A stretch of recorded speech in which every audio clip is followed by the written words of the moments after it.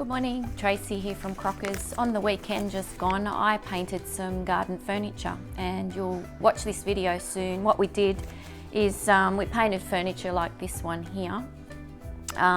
Remember that if you decide to paint that you're going to cover up the grain of the timber.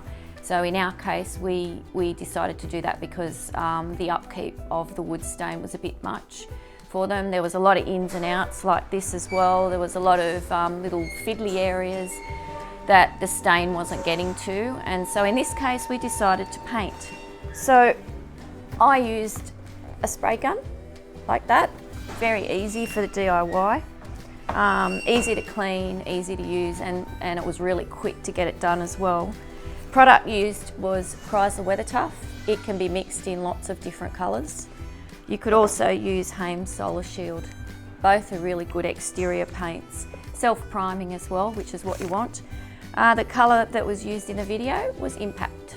So a nice charcoal colour. There's lots of different shades of charcoals. Some are more brown, some are more blue and all that. That's just your choice. We chose that one. So yeah, I hope you enjoy our little DIY Easter project. So we paint as well as you guys. Enjoy, thanks. Hello everyone, it's Tracy from Crockers and I am at home this weekend, obviously DIYing like lots of other people.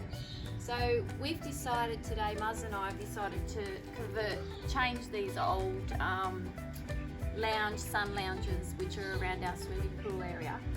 So they're not really that good a wood, they're sort of a bit cheapish. So we're giving up using wood stain and we're going to put some Weathertuff. This is what we're putting on. Krysler Weathertuff, and we're using the colour called Impact. This is a bit of an experiment. This is a water-based, low sheen, self-priming acrylic.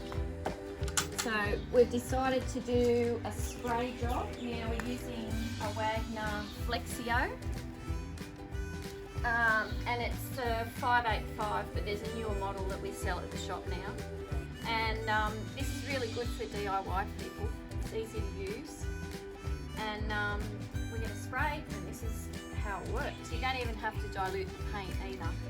So you want to come a bit closer, Muzz, so we can see.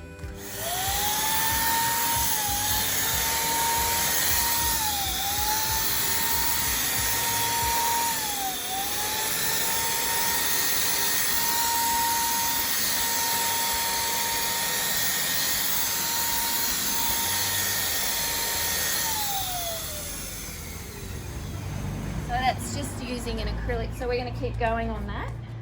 Obviously there's a lot of ins and outs. It's a little bit hard to brush, a bit tedious, so we'll just tackle it with the spray gun. See, like you, we are painting.